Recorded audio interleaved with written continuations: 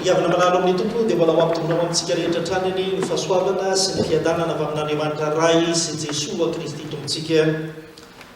Amen.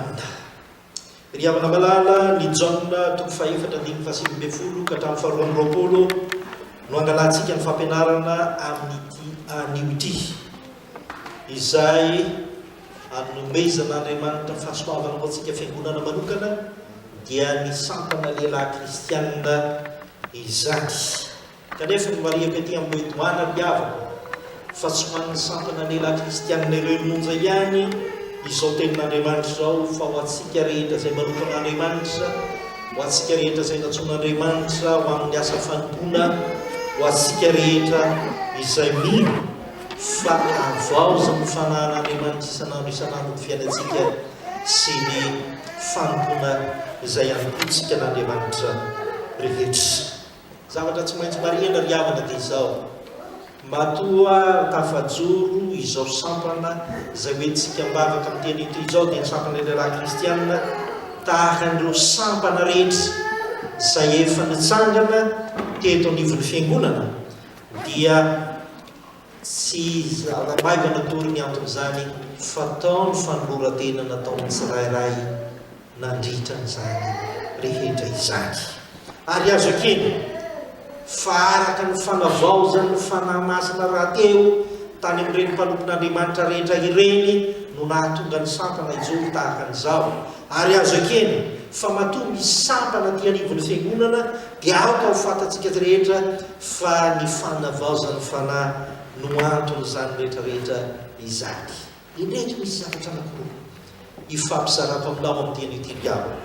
ifampisarako aminao. Inona marina moa zany atao hoe manompo any anaty sampana izany?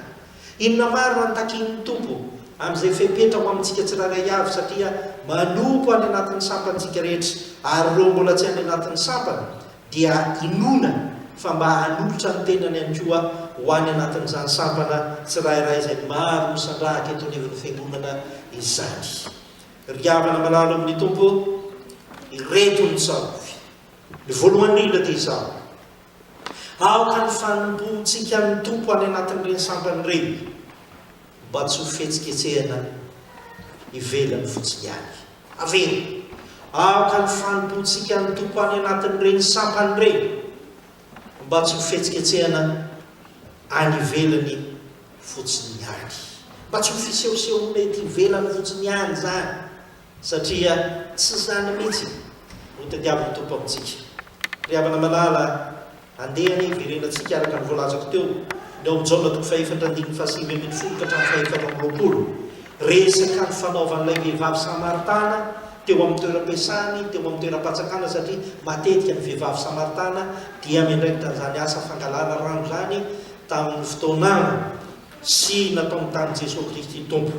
Ary eo amin'ny andiny fahasivy ambin'ny folo ny nahagaga dia ity: ny Samaritana manana ny fivavahana, ny Samaritana manana ny fotom-pinoana, ny Samaritana manana an'izay heveriny fanarahandian'Andriamanitra, dia niaky tanteraka izy fa tena mpaminany Jesosy Kristy tompo. Ary rehefa niaky tahaka an'izany ty vehivavy Samaritana ty ry havana,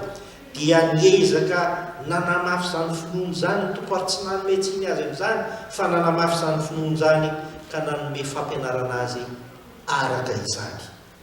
Raha namarina ry havana dia ady hevitra momba ny fivavahana ny fanaovan'izy mianaka teo, fanaovan'izy menada teo, ady hevitra nanomboka teo amin'ny samy mba nany amin'izy ireo tsirairay avy zany atao hoe fivavahana ny fahafantarany an'izany. Ary nitenenan'ilay vehivavy Samaritana fa eto amin'ity tenibohitra ity no mivavaka sy ny sisa, nareo fantatra koa ny fivavahanareo, fa nareo manao hoe any Jerosalema sy ny hafa, ary izany nanantsiny tompo azy tamin'ny farany. Kanefa na dia tsy menatra mijoro tahaka an'izany aza ity vehivavy Samaritana ity amin'ilay finoana, dia hoy ny tompo: marina daholo zany resanao rehetrarehetra zany, fa saingy zao no azo amtinana azy. Hoy ny tompo: tsy ny toerana ivavahana na eto Jerosalema na eto amin'ity tenibohitra ity no zava-dehibe amin'ny fanompoana an'Andriamanitra, fa ny manompo azy eo ambanin'ny fitarihan'ny fanahy mihitsy. Izay ny azo amtinana ny resaka amin'ny fanaovan'i Jesosy ry havana. Hoy Jesosy manazava izany eo amin'ny andininy fahatelo amby roapolo: fa avy ny andro sady tonga kehitriny raha ny tena mpivavaka hivavaka amin'ny ray amin'ny fanahy sy ny fahamarinana fa ny ray koa mitady ny mpivavaka amin'ny ho tahaka an'izany. Midika an'izany ry havako dia izao tehiteny tompo marina izany voalazanao zany fa ny tediavin'ny tompo amin'ny olona manompo azy ny tena manompo ny tompo dia izao tsy ny filazana fa eto amin'ity tendrombohitra ity no mivavaka, tsy ny filazana fa ny Jerosalema no mivavaka, tsy zany fa ny tena tediavin'ny tompo dia tsy otra ihany tena manompo azy amin'ny fonao ambany fitarian'ny fanahy ianao fa tsy ny velamelany fotsiny ihany araka izany. Ry havana malalo amin'ny tompo toy izany koa isika amin'izao ora sy fotoana izao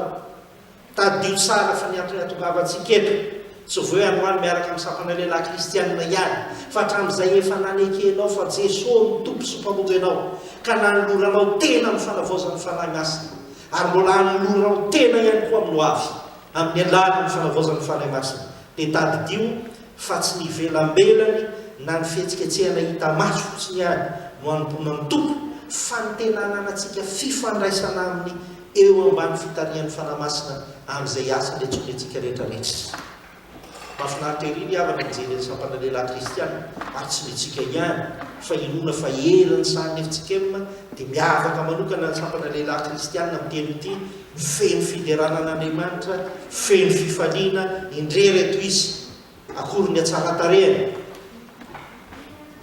fa ny zavatra tokony ho fantatsika ry havana dia izao tsy misy maharatsy zany ary tena tokony tohizany zany fa sain'izao kosa mba tsy ho le endrika ivelany fotsiny ihany ary tsy manendrika ana manaratsy any dikan'izany fa mampirisika anareo ary tena mampirisika sy mitaona ny sampana hafa ihany koa tsy la ivelany fotsiny ihany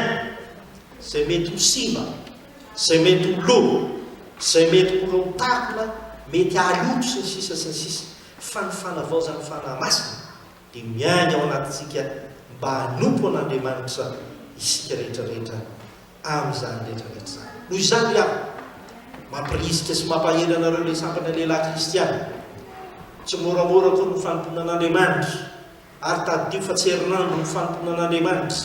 tsy ray volana ny fanompona an'Andriamanitra tsy heritaona ny fanompona an'Andriamanitra fa mandritra ny androm-piainana dia tokony hanompo an'Andriamanitra hatrany isika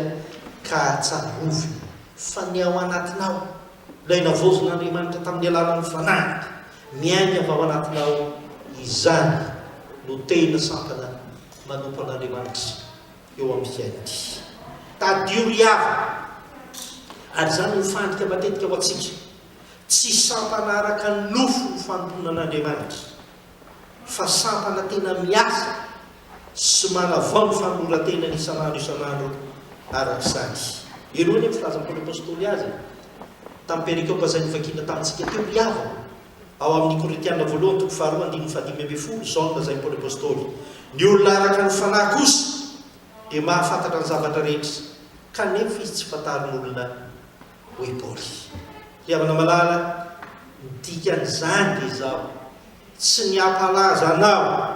na ny hampalaza antsika any anaty sampana no tanjo fa ny hampalaza ny anaran'i Kristy kosa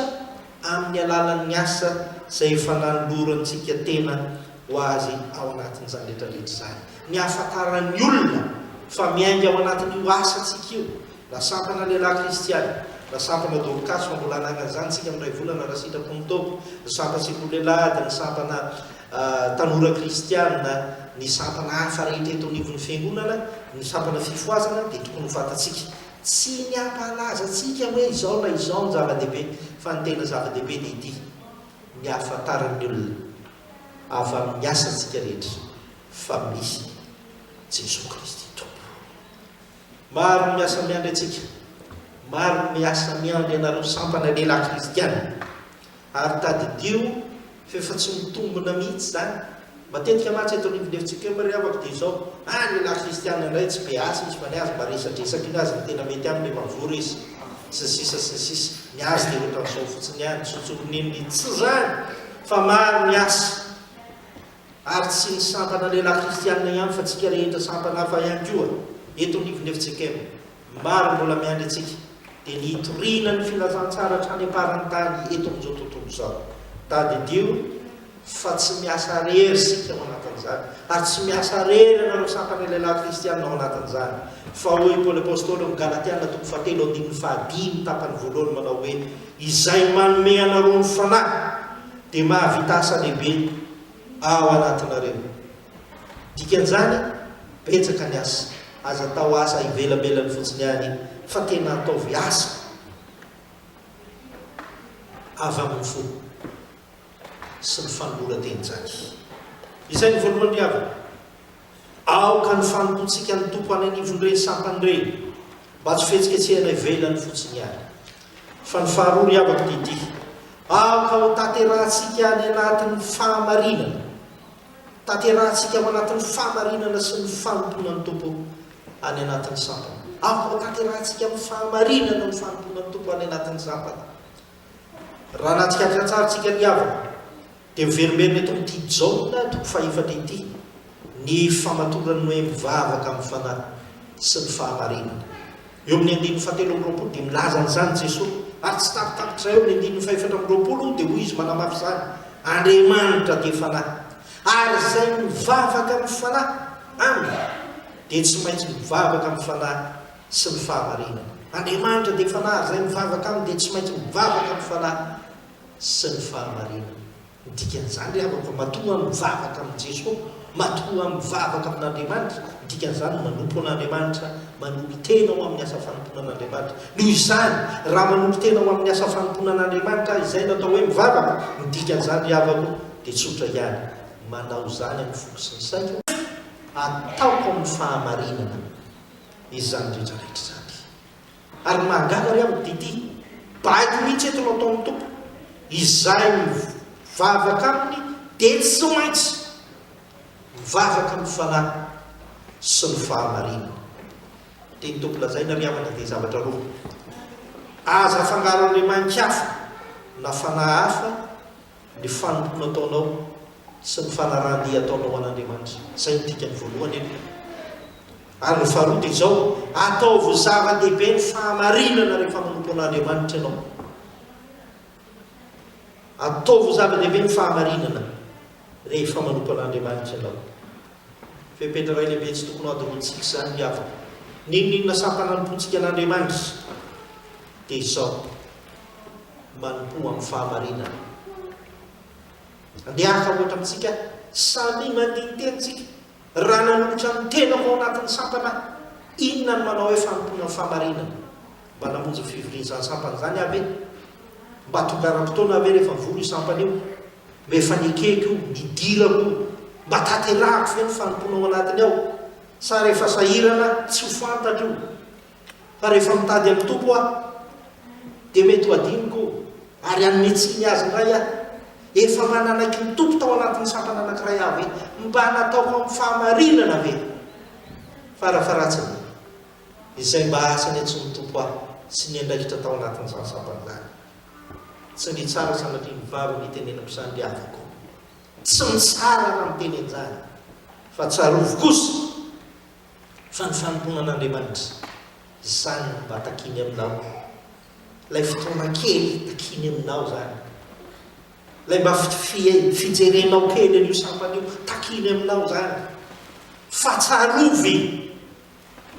fa ny sampana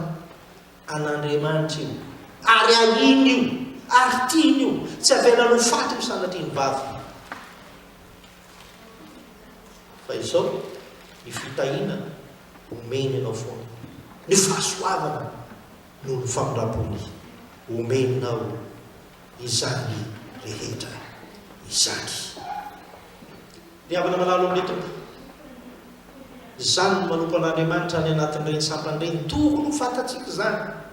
Indraindray misy fandrikana tsarovy izany ho anareo sampana lehilahy kristianina tokony hatsapan'izany satria sampana vaovao ianareo ao anatin'ny hafanapo ianareo. Tadidio tsara ry havako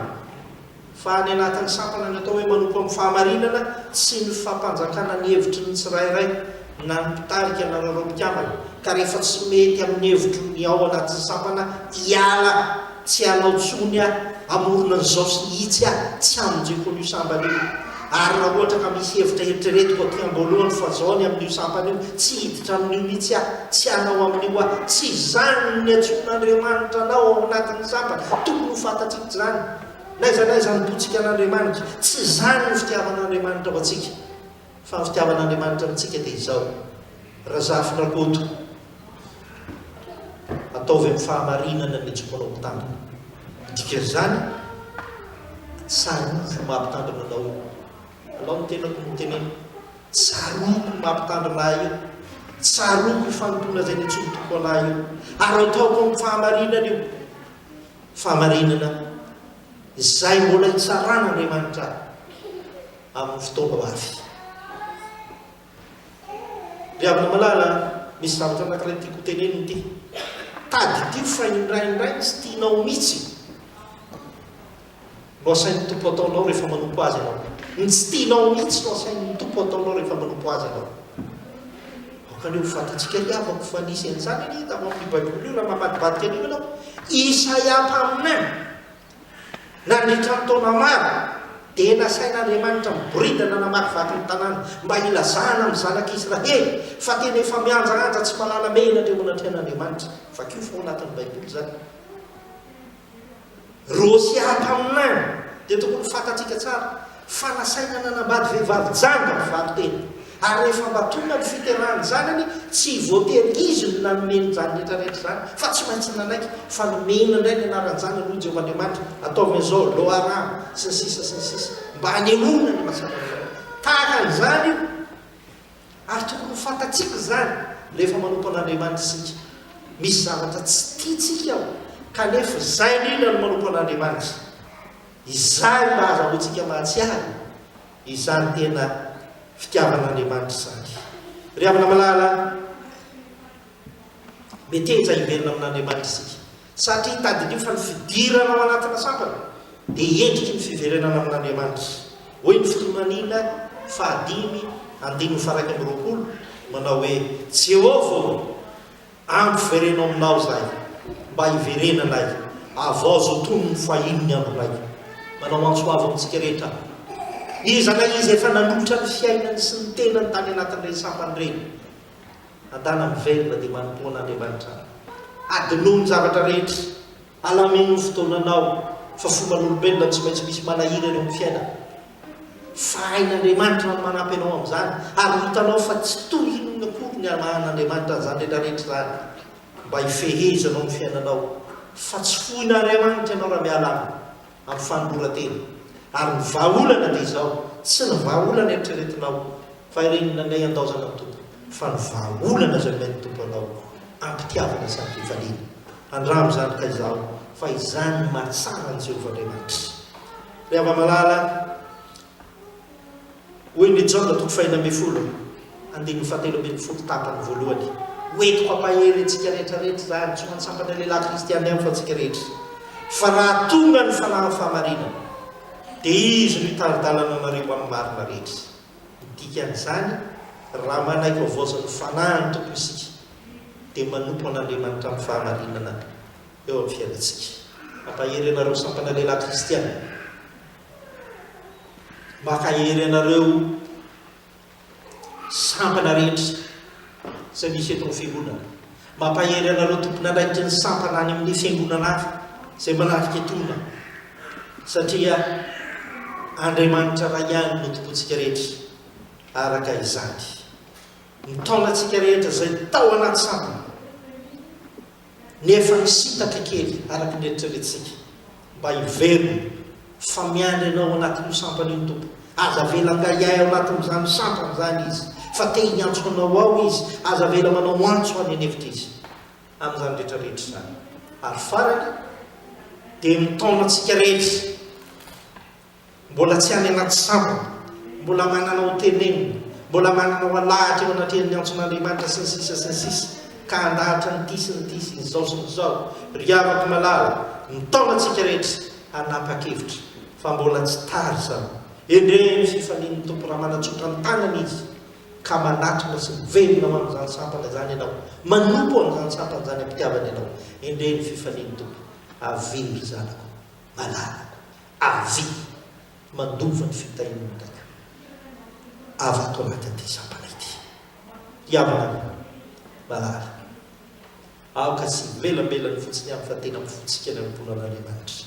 Ary ny faharoa, ataovy amin'ny mpahamarinana izany. Ho tanteraka amintsika rehetra. Amen.